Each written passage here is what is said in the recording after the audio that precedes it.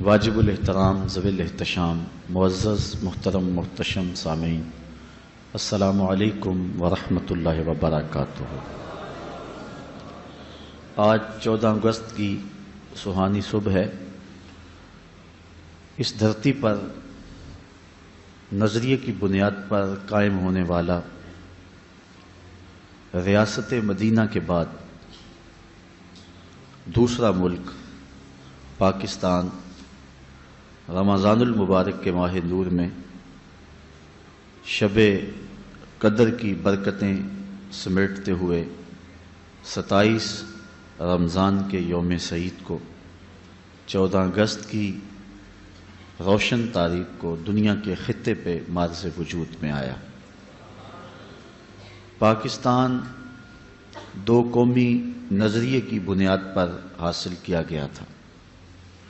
دو قومی نظریہ یہ ہے کہ ہندو اور باقی جتنی بھی کفر کی قوتیں ہیں یہ ایک الگ قوم ہیں، اور حضور علیہ السلام کے غلام اہل ایمان یہ ایک الگ قوم ہے۔ اس بنیاد پر پاکستان کا مقدمہ لڑا گیا اور اللہ تعالیٰ جل شانہ نے ہمیں کامیابی عطا فرمائی۔ ہمارے اوپر 100 سال کے قریب برطانیہ کی حکومت رہی، آزادی کی تحریکیں چلیں، 1857 کی جنگ آزادی، اس کے بعد مختلف ادوار میں مختلف ناموں سے مختلف تحریک آزادی کی سرگرم رہیں۔ اللہ تعالیٰ جل شانہ نے بالآخر ہمیں انگریزوں سے آزادی نصیب فرمائی اور ہم نے ایک آزاد سرزمین میں سانس لیا۔ اس کے پیچھے بہت ساری قربانیوں کی ایک لمبی داستان ہے۔ مشکلات جو پاکستان بننے کے وقت پیش آئیں، ان میں سے ایک بہت بڑی مشکل یہ تھی کہ علماء کا طبقہ دو گروہوں میں بٹ گیا تھا۔ ایک طبقہ پاکستان کی حمایت میں تھا کہ ہم ہندو مسلم الگ الگ قومیں ہیں۔ دوسرے طبقے کا موقف یہ تھا کہ قومیت وطن سے معرض وجود میں آتی ہے، لہٰذا ہمارے آباء و اجداد ایک تھے۔ بعد میں مسلمان، ہندو، سکھ یہ تقسیمات ہوئیں، لہٰذا ہم ہندوستانی قوم ہیں، جبکہ دو قومی نظریے کے حامل لوگ کہتے تھے ہم مسلم قوم ہیں۔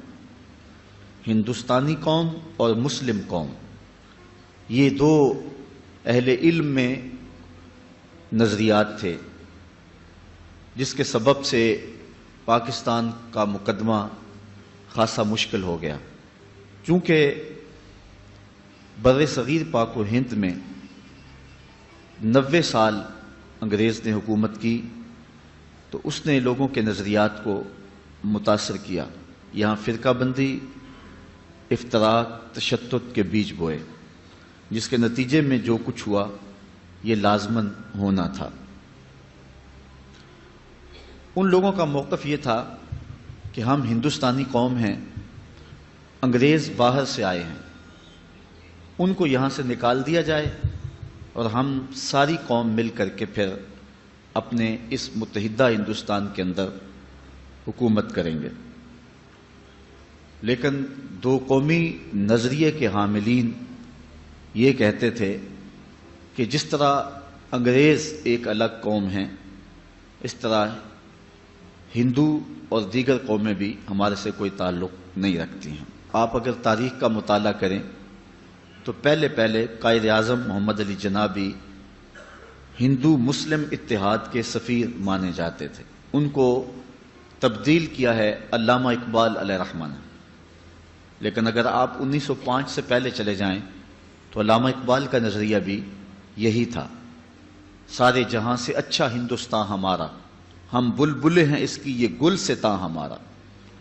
وہ یہ بات کہتے تھے، لیکن پھر اس کے بعد ان میں تبدیلی آئی اور انہوں نے اپنے انداز اور تیور کو بدلا، اور انہوں نے پہلے ترانہ ہندی میں کہا تھا جو آج انڈیا کا قومی ترانہ ہے، سارے جہاں سے اچھا ہندوستان ہمارا، تو اقبال نے پھر تیور بدلا اور پچھلے موقف سے رجوع کی اور پھر کہا چین و عرب ہمارا، ہندوستان ہمارا، مسلم ہیں ہم، وطن ہے سارا جہاں ہمارا۔ یہ اقبال کے اندر تبدیلی آئی۔ انہوں نے پوری طرح سے حالات کا جائزہ لیا، بالخصوص حضرت شیخ مجدد الفسانی علیہ رحمہ کے مکتوبات کو پڑھا۔ سب سے پہلے بر صغیر پاک و ہند میں دو قومی نظریے کی بنیاد شیخ مجدد الفسانی علیہ رحمہ نے رکھی تھی، اور انہوں نے برملا کہا تھا بادشاہ بے دین است اعتبار ندارت، ملت ما جداگانہ است۔ تو اس بنیاد پر اقبال کھڑا ہوتا ہے اور پھر دو قومی نظریے کی ترویج اور اشاعت اپنا فریضہ سمجھتا ہے۔ اقبال کی پھر متعدد نظمیں ہیں جس میں انہوں نے دو قومی نظریے کو اجاگر کیا۔ اس دور میں اور ہے جام اور ہے جم اور، تہذیب کے آزر نے ترشوائے صنم اور، ان تازہ خداؤں میں بڑا سب سے وطن ہے، جو پیرہن اس کا ہے وہ مذہب کا کفن ہے، یہ بت کے تراشیدہ تہذیب نبی ہے، غارت گرے کاشانہ دین نبوی ہے، بازو تیرا توحید کی قوت سے قوی ہے، اسلام تیرا دیس ہے تو مصطفی بھی ہے۔ پھر لہجہ تبدیل ہو گیا، بلکہ اقبال کے جو اپنے قریبی دوست تھے انہوں نے کہا تجھے کیا ہو گیا، کل تو وطن ہندوستان کی محبت کے گیت گاتا تھا، آج تیرے لہجے میں تبدیلی آ گئی۔ تو انہوں نے جو کہا اقبال نے نظم کیا کہ ہندی ہوئے پہ ناز جسے کل تک تھا حجازی بن بیٹھا۔ انہوں نے جو بات کہی، ہندی ہوئے پہ ناز جسے کل تک تھا حجازی بن بیٹھا، اپنی محفل کا ہے رند پرانا آج نمازی بن بیٹھا، اے مطرب تیرے ترانوں میں اب اگلی سی وہ بات نہیں، وہ تازگی تخیل نہیں، بے ساختگی جذبات نہیں، محمل میں چھپا ہے کیسے حزین، دیوانہ کوئی صحرا میں نہیں، پیغام جنوں جو لایا تھا اقبال وہ اب دنیا میں نہیں۔ کہا وہ اقبال فوت ہو چکا ہے، یہ نیا اقبال جنم پا چکا ہے جو دو قومی نظریے کی بات کرتا ہے۔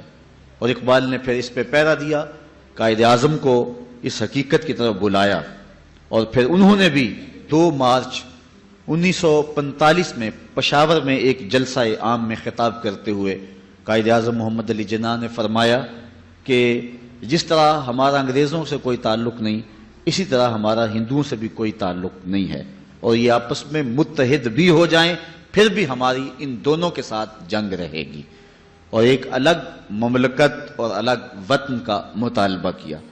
ممبر و محراب پر ایک بھونچال آ گیا، قائد اعظم کو کافر اعظم کہا گیا، بالکل آپ کے قرب میں پسرور میں ایک جلسہ ہوا، وہاں کہا گیا کہ پاکستان کیا پاکستان کی پے بھی نہیں بنے گی، بلکہ قائد اعظم کا نام چونکہ محمد علی ہے، ان کی بہن کا نام فاطمہ ہے، تو کہا گیا کہ یہ شیعہ ہے۔ تو قائد اعظم محمد علی جناح کو کسی نے کہا کہ وہ کہتے ہیں کہ یہ شیعہ ہے، تو قائد اعظم نے مسکراتے ہوئے کہا چلو گاندھی کو ووٹ دے دے، وہ تو سنی ہے۔ تو اس طرح آپ نے ان کی ان باتوں کا رد کیا۔ مسجد خیر الدین کے ممبر پہ گاندھی کو بٹھایا گیا، یہ ہماری تاریخ کا المیہ ہے، اور جو ہے وہ بہت کچھ ہوا۔ علامہ اقبال 1938 میں زندگی اور موت کی کشمکش میں تھے، لیکن انہوں نے اس نظریے کی تبلیغ اس وقت بھی نہیں چھوڑا۔ حسین احمد مدنی ٹانڈوی کے نام آپ کے جو مکتوب ہیں اور جو آپ کا مکالمہ اور مناظرہ ہوا ہے وہ تاریخ کے اوراق میں موجود ہے۔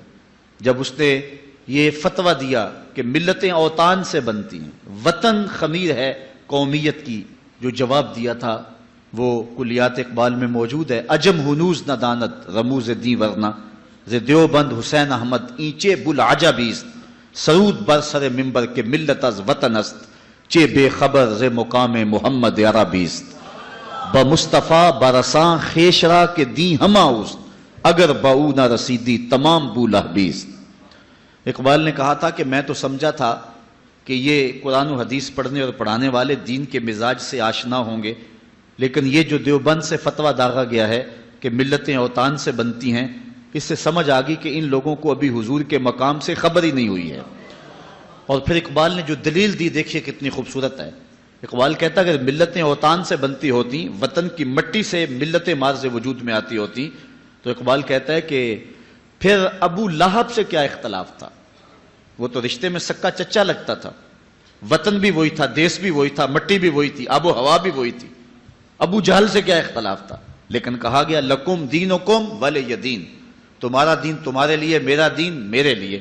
تو یہ دو قومیتیں جو الگ الگ جو ہے وہ مرز وجود میں آئیں، یہ وطن کی بنیاد پر نہیں آئی تھیں، یہ دین اور اعتقاد کی بنیاد پر مرز وجود میں آئیں۔ ایک طرف سکا چچا ہے، اس کو کہا تیرا میرے سے کوئی تعلق نہیں، اور دوسری طرف فارس سے آیا سلمان فارسی، سینے سے لگایا، کہا سلمان و منا اہل البیت، لوگوں سن لو سلمان میرے اہل بیت سے ہے۔ اس کا نسب اور تھا، اس کا رنگ اور تھا۔ بمبئی میں قائد اعظم خطاب کر رہے تھے، ایک ہندو صحافی اٹھ کے کھڑا ہو گیا، اس نے کہا آپ دو قومی نظریے کی بات کرتے ہیں، ہندوستان کو تقسیم کر رہے ہیں، ہمارے ابا و اجداد ایک تھے، بعد میں کچھ لوگ آئے عرب سے، انہوں نے ان کے نظریات بدل دیے اور وہ مسلمان ہو گئے، لیکن ہمارے باپ دادا پر دادا تو ایک ہی ہیں، لہٰذا آپ ہم کو تقسیم کر رہے ہیں، خون تقسیم کر رہے ہیں، وطن تقسیم کر رہے ہیں، مٹی تقسیم کر رہے ہیں۔ اس نے بڑے زوردار لہجے میں قائد اعظم سے گفتگو کی۔ اللہ تعالیٰ نے شخص کو بڑی بصیرتیں عطا فرمائی تھی، اور اللہ تعالیٰ جل شانہ نے پھر ان کے ذریعے یہ ایک بہت بڑا کام لیا۔ لوگ کہتے تھے دیوانے کا خواب ہے، ہو ہی نہیں سکے گا، لیکن پھر اللہ تعالیٰ نے کر کے دکھایا۔ تو قائد اعظم نے خاموشی اختیار کی، کوئی جواب نہیں دیا اس کا۔ تھوڑی دیر کے بعد کہا مجھے پیاس لگی ہے، تو کسی شخص نے جو ہے وہ پانی پیش کیا، تو انہوں نے 2 گھونٹ پانی لیا، پھر اس کے بعد رکھ دیا، اور اس صحافی کو جس نے اعتراض کیا تھا کہا آپ بڑے غصے میں تھے، بڑے گرم تھے، یہ لو پانی پی لو ذرا ٹھنڈے ہو جاؤ۔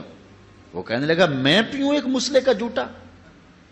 تو قائد اعظم نے کوئی جواب دینے کی بجائے اسی اجتماع میں ایک ترکی نسل نوجوان بیٹھا ہوا تھا جس نے ترکی ٹوپی پہنی ہوئی تھی، اس کو کہا میاں یہ پانی پی لو۔ وہ اٹھا اور پورا گلاس گٹا گٹ پی گیا۔ اب دوبارہ قائد اعظم اس ہندو صحافی کی طرف متوجہ ہوئے اور فرمایا کہ تو کہتا ہے کہ ہم ایک قوم ہیں، مجھے بتا کہ میں اگر اکٹھے زندگی گزارنا چاہوں، میری زندگی تیرے ساتھ گزرے گی یا اس کے ساتھ گزرے گی؟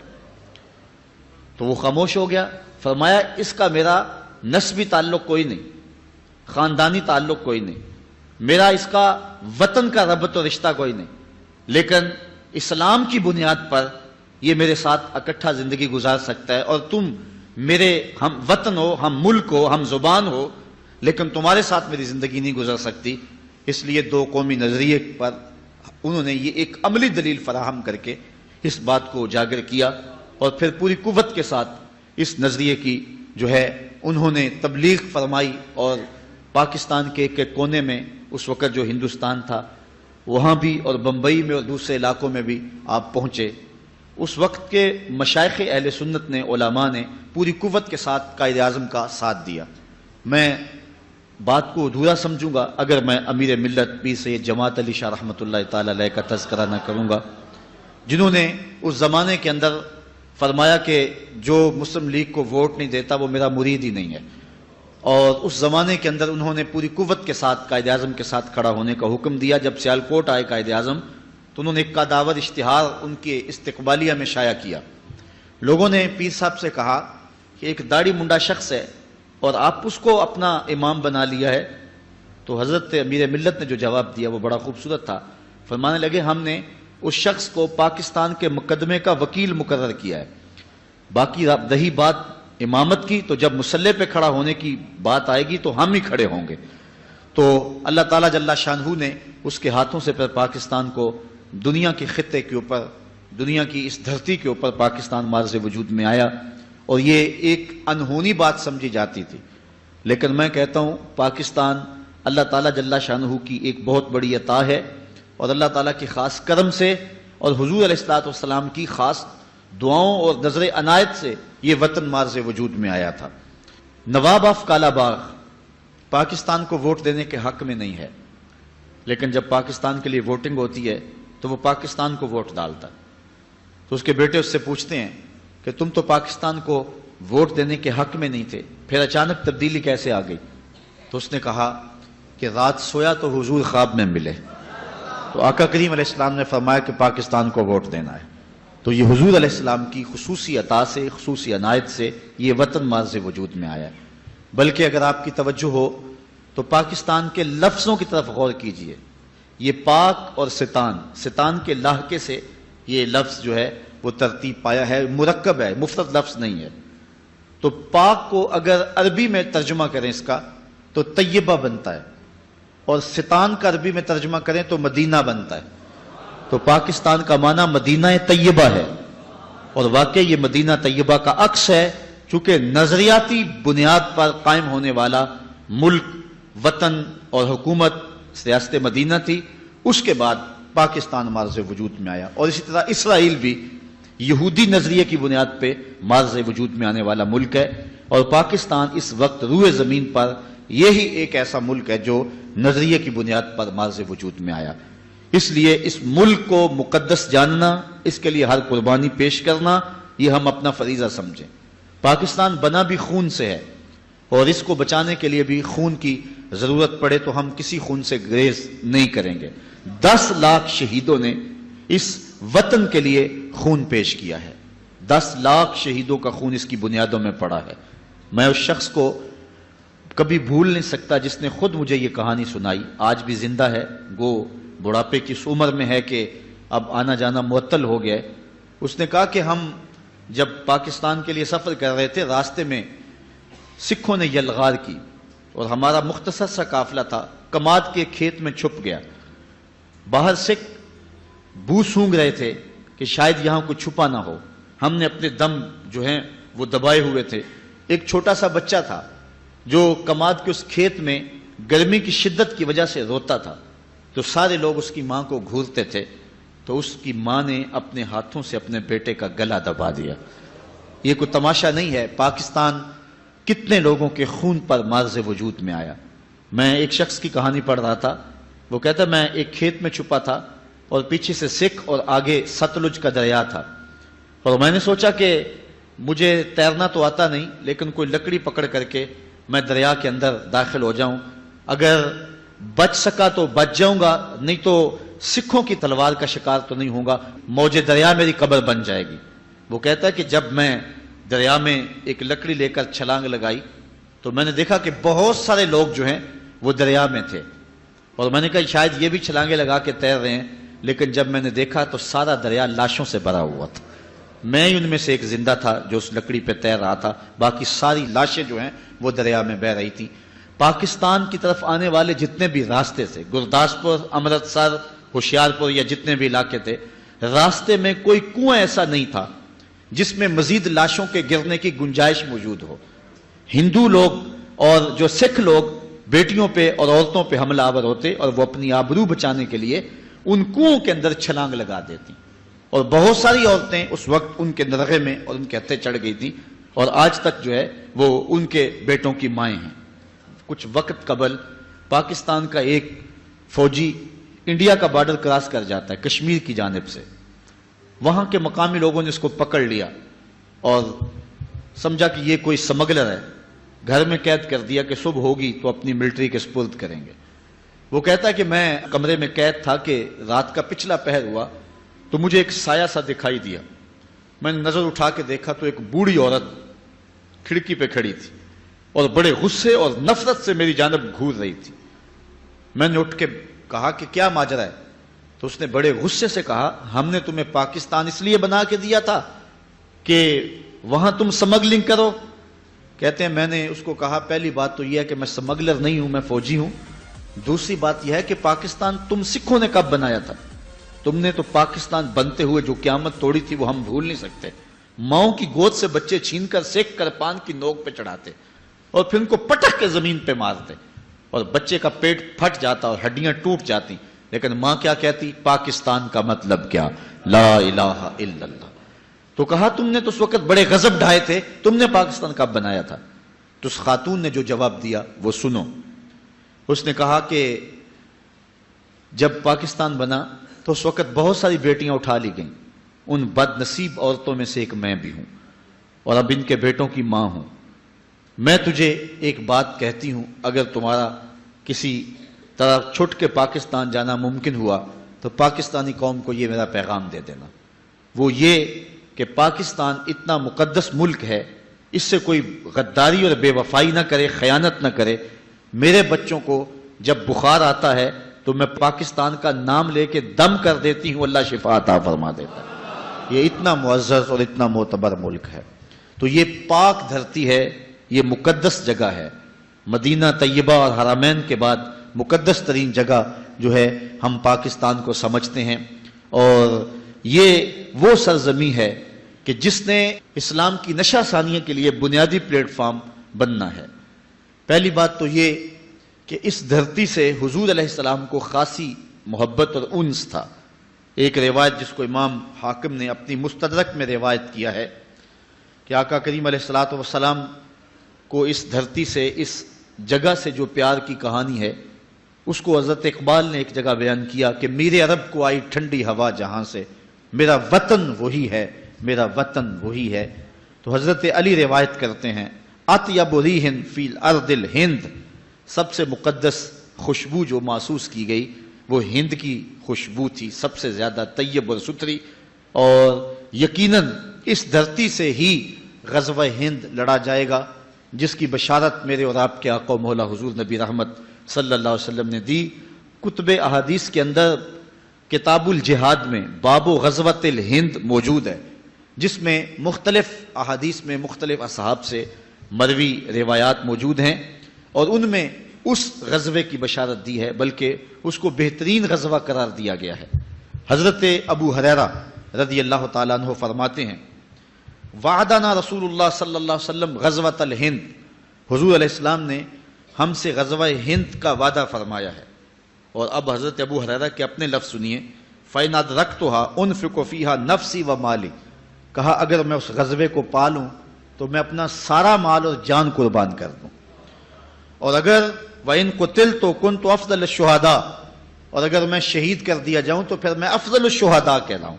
یہ حضرت ابو ہریرہ رضی اللہ تعالیٰ عنہ کی آرزو ہے۔ اور دوسری روایت حضرت صوبان مولا رسول اللہ صلی اللہ علیہ وسلم، حضور کے غلام حضرت صوبان سے مروی ہے، قال قال رسول اللہ صلی اللہ علیہ وسلم، کہتے ہیں رسول کریم صلی اللہ علیہ وآلہ وسلم نے ارشاد فرمایا اصابتان من امتی احرزہم اللہ من النار، میری امت کے دو گروہ ہیں جن کو اللہ نے جہنم کی آگ سے آزاد کر دیا ہوا ہے۔ وہ دو گروہ کون کون سے ہیں؟ اصابت تغزو الہند و اصابت تکون مع عیسی ابن مریم، کہا ایک وہ گروہ جو ہند میں غزوے میں شامل ہوگا، اور دوسرا وہ گروہ کے جو حضرت عیسیٰ علیہ السلام کے ساتھ دجال کے مقابلے میں لڑے گا۔ ان دو گروہوں کو اللہ نے جہنم کی آگ سے آزاد کر دیا ہوا ہے۔ میں فیصل آباد میں گفتگو کر رہا تھا تو مجھے ایک نوجوان نے کہا کہ یہ غزوہ کیسے ہوگا؟ غزوہ تو ہوتا جس میں حضور شریک ہوں، تو جس میں حضور شریک نہیں ہوتے تھے تو ان جنگوں کو سریہ کہا جاتا تھا، تو یہ غزوہ کیسا ہوگا جبکہ قرب قیامت میں ہوگا؟ تو میں نے کہا یہ غزوہ اس معنی میں ہوگا کہ حضور علیہ الصلوۃ والسلام کی روحانی تائید اور آقا کریم علیہ الصلوۃ والسلام کی روحانی شرکت اس غزوے میں ہوگی، اور حضور خود قیادت فرمائیں گے۔ اور آقا کریم علیہ الصلوۃ والسلام نے اس وطن کے ساتھ اپنی محبتوں کو، اپنے پیار کو کئی مواقع پہ ظاہر فرمایا ہے۔ جن دنوں کے اندر 65 کی جنگ لڑی گئی ہے، کچھ لوگ جو مدینہ المنورہ میں حضور کے روضے کے آس پاس جھاڑو دیتے ہیں، انہوں نے باقاعدہ خواب دیکھے جو بعد میں بیان کیے اور پاکستان کے مختلف جرائد اور اخبارات میں چھپے کہ 5 لوگ مواجہ شریف سے روضہ انور سے نکل رہے ہیں اور جنگی لباس پہنا ہوا ہے۔ تو عرض کی گئی، انہوں نے کہا کہ حضور آپ اس وقت ہنگامی حالات میں کہاں جا رہے ہیں؟ تو ارشاد فرمایا کہ پاکستان پر انڈیا نے حملہ کر دیا، میں مدد کے لیے جا رہا ہوں۔ اور پھر یہ بات پاکستان کی عسکری تاریخ کا عجوبہ ہے کہ صرف 30 سیکنڈ کے اندر، آدھے منٹ کے اندر 65 میں ہم نے انڈیا کے 3 جہاز گرائے تھے۔ صرف 30 سیکنڈ کے اندر 3 جہاز مار گرائے تھے۔ کیا یہ ہماری توپوں کا کمال تھا یا محمد عربی کی نگاہوں کا کمال تھا؟ اس لیے میں کہتا ہوں کہ پاکستان جو ہے یہ مٹنے کے لیے مارز وجود میں نہیں آیا، حضور کی نگاہ فیض سے قیامت تک قائم رہنے کے لیے مارز وجود میں آیا۔ پاکستان ابھی دودھ پیتا بچہ تھا کہ انڈیا نے سازشیں شروع کر دی، لیکن اتنا طویل عرصہ ہو گیا، آج ہم 64واں آزادی کا جشن منا رہے ہیں۔ گو اس وقت پاکستان جس حالت میں ہے یہ پریشان کن حالات ہے، لیکن پھر بھی اللہ کا کرم ہے کہ آزاد ہے۔ وہ کیا کسی نے کہا تھا کہ ہر چند بگولا مستر ہے، ہر چند یہ خاک آباد سہی، ایک وجد تو ہے، ایک رقص تو ہے، بے چین سہی برباد سہی۔ جو بھی ہیں ہم آزادی کی سانس تو لے رہے ہیں، لیکن اس وقت سے لے کر 64 سال ہوئے پاکستان کے خلاف داخلی اور خارجی سازشیں ہو رہی ہیں. عالمی غنڈے پاکستان کے وجود کو مٹانے کے لیے کوشاں ہیں، لیکن اللہ کے فضل سے دنیا کے خطے پہ آج بھی پاکستان موجود ہے. یوگوسلاویہ کی آپ پوزیشن دیکھیں، دنیا کی 5ویں بڑی آرمی تھی، لیکن جب عالمی طاقتوں نے اس کو برداشت نہ کیا تو 3 سال کے اندر اس کو ٹکڑوں میں بانٹ کے رکھ دیا. یوگوسلاویہ 3 سال کا جھٹکا نہیں سہ سکا، اور پاکستان 64 سالوں سے جو ہے وہ چرکے سہ رہا ہے. اور یہ جو 10-11 سال ہو گئے ہیں جب سے وہ بدبخت ڈکٹیٹر مشرف آیا ہے، اس وقت سے لے کر آج تک پاکستان کے خلاف غیر اعلانیہ اور کھلی جنگ جاری ہے.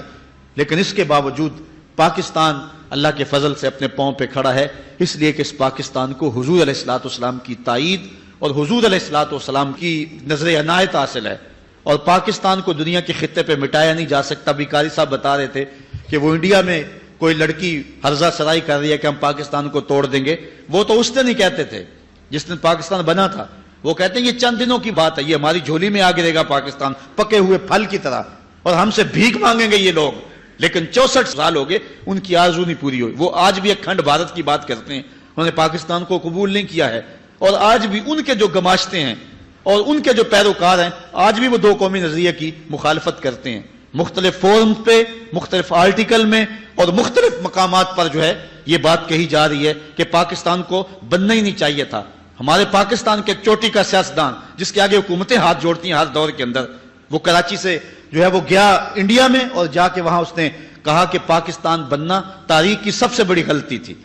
لیکن پاکستان کے آیان سلطنت اور حکومتیں ان کو کوئی ہوش کے ناخن نہیں ہیں، بلکہ اپنی حکومتوں کو مستحکم کرنے کے لیے پاکستان کی بنیادوں سے کھیلتے ہیں. پاکستان کا جو قانون ہے اس کے آرٹیکل 62 اور 63 کے اندر لکھا ہوا ہے ہر وہ شخص جو پاکستان کی بنیادی اساس سے اتفاق نہیں رکھتا اس کو پاکستان میں الیکشن لڑنے کا حق نہیں ہے.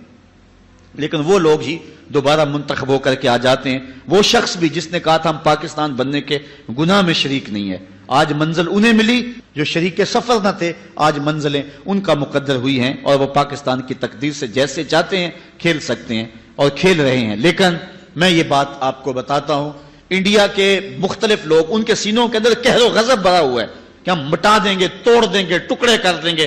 یہ نوالے کا ٹکڑا مانگے گی ہم سے. کیا کچھ ان کے چینل پہ روز ہوتا ہے اور وہ کیا کچھ پاکستان کے خلاف زہر نہیں ہوا ہے.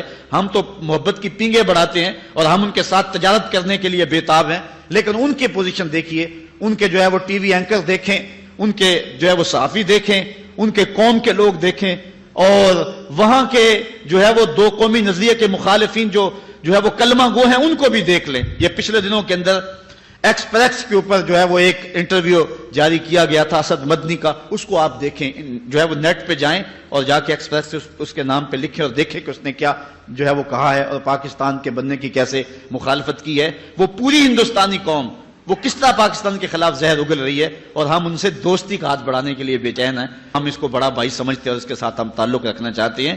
جب تک ہم دشمن کو دشمن نہیں سمجھیں گے اتنی دیر تک جو ہے وہ اپنے آپ کو مضبوط نہیں کر سکیں گے. باقی یہ بد نصیب لوگ، ان لوگوں کا مقدر، ان لوگوں کی قسمت ہی نہیں ہے کہ پاکستان کو آگے لے کے جائیں. انشاءاللہ وہ وقت آئے گا کہ پاکستان میں صالح قیادت آئے گی، پھر پاکستان کے اندر ہر طرح کے وسائل اللہ تعالیٰ جل شانہ اس طرح کھڑے کر دے گا کہ جس طرح جو ہے وہ پانی کی طرح بہا دیے جاتے ہیں.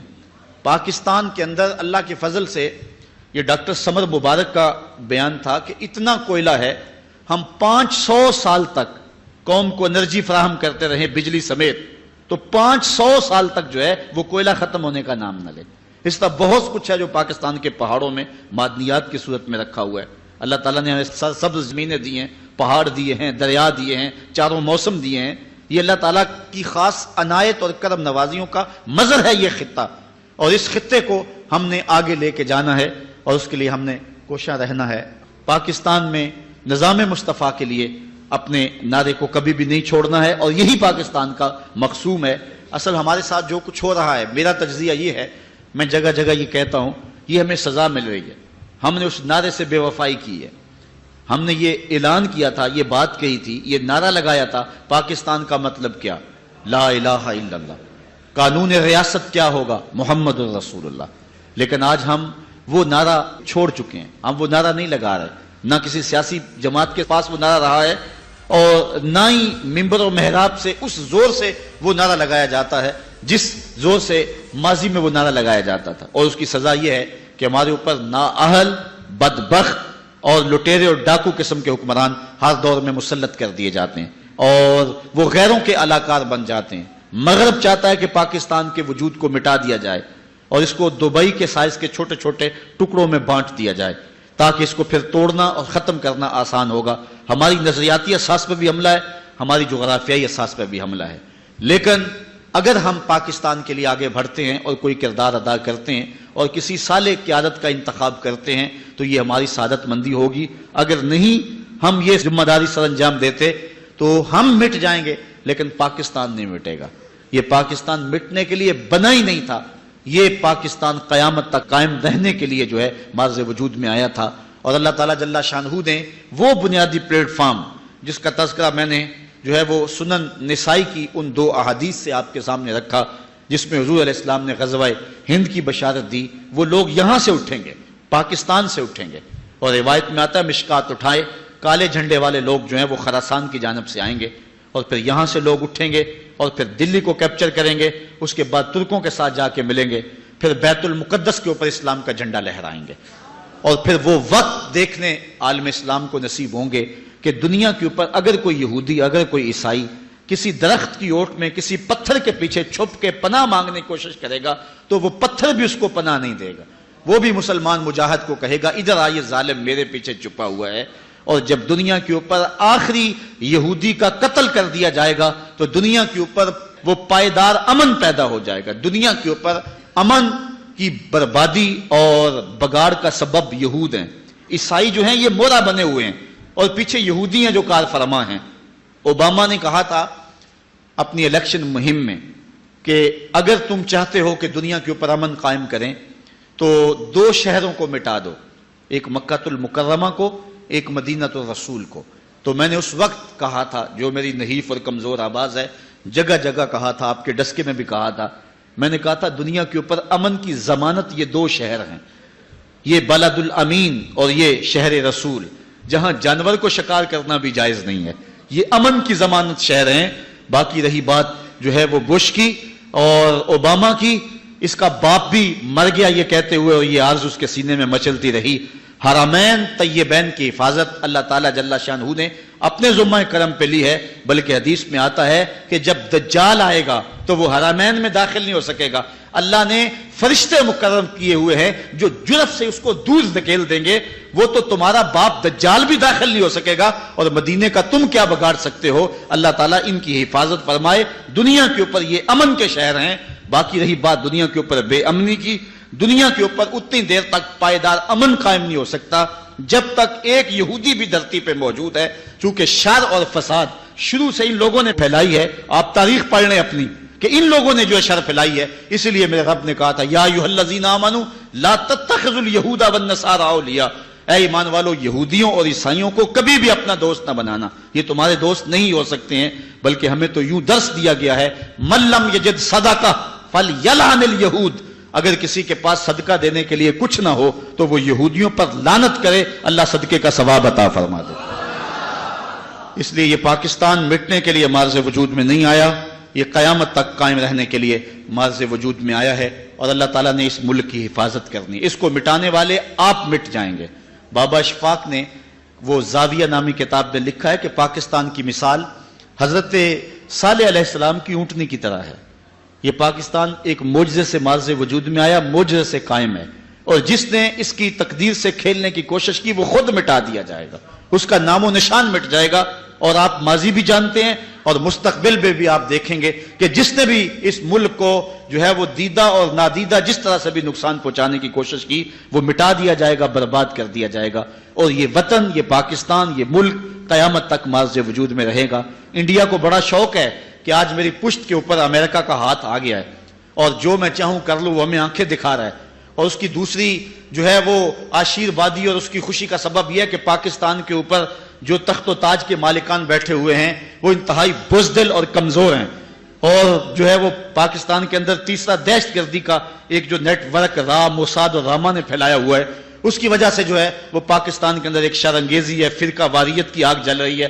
اس لیے یہ وہ آئیڈیل حالات سمجھتا ہے پاکستان کو جو ہے وہ مٹانے کے لیے. سب سے بڑا ڈر اس کو ہمارے ایٹم بم سے ہے.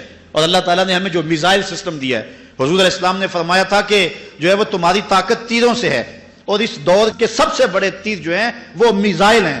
اور پوری دنیا کے اوپر یہ بات میں آپ کو بتاؤں, جھکنے کی یہ ہمارے حکمران تو بے غیرت ہیں, یہ تو جو ہے وہ بدبخت اور بد نصیب اور بزدل اور مغرب کے ایجنٹ ہیں, اس لیے یہ بات نہیں کرتے. اللہ نے پاکستان کو جو میزائل سسٹم دیا ہوا ہے, یہ میں آپ کو بتاؤں, اللہ بھلا کرے ڈاکٹر قدیر کا, اللہ بھلا کرے ڈاکٹر سمر مبارک اور ان لوگوں کا جنہوں نے پاکستان کو مضبوط کیا. ان حالات کے اندر یہ کیوں پاکستان کے اوپر حملہ نہیں کرتے ہیں؟ پاکستان کا جو میزائل سسٹم ہے اللہ کے فضل پہ دنیا کا سب سے فاسٹ سسٹم ہے, اور اتنا فاسٹ سسٹم کسی ملک کے پاس موجود نہیں ہے میزائل سسٹم جو پاکستان کے پاس موجود ہے. یہ پاکستان کی طرف آنکھ اٹھا کر دیکھے تو صحیح, ہم یہاں سے فائر کریں گے تل ابیب کے پر کچے اڑا کے رکھ دیں گے انشاءاللہ, یہاں سے فائر کریں گے انڈیا کے ٹکڑے ٹکڑے کر کے رکھ دیں گے. وہ اپنے مضبوط بنکروں کے اندر بھی مضبوط نہیں رہیں گے, انہیں پتہ ہے اس بات کا. اللہ تعالیٰ نے پاکستان کو وہ تیر دی ہے جس کا حضور نے فرمایا تھا کہ تمہارے تیروں سے تمہاری قوت ہے. تو یہ تیر اللہ نے پاکستان کو دیے ہوئے ہیں. ہمارے پاس غوری بھی موجود ہے, ہمارے پاس جو ہے وہ حتف بھی موجود ہے, اور ہمارے پاس جو ہے وہ دیگر جو ہے وہ موجود ہیں. اور انشاءاللہ ابھی ان کو ہمارا ماضی یاد نہیں ہے, ابھی یہ پانی پت کے جو ہے وہ زخم کیا بھول گئے ہوئے ہیں, ہمارے مجاہدوں کی ان کہانیوں کو بھول گئے ہوئے ہیں کہ آج ان کی لڑکیاں بھی کہہ رہی ہیں کہ ہم پاکستان کو توڑ دیں گے. تمہیں شوق ہے تو پورا کر لو, جب تم جنگ شروع کرو گے شروع تم کریں گے, پھر ختم ہماری مرضی سے انشاءاللہ ہوگی. تمہیں بھاگنے کے لیے کوئی جگہ ہی نہیں ملے گی. یہ پاکستان کا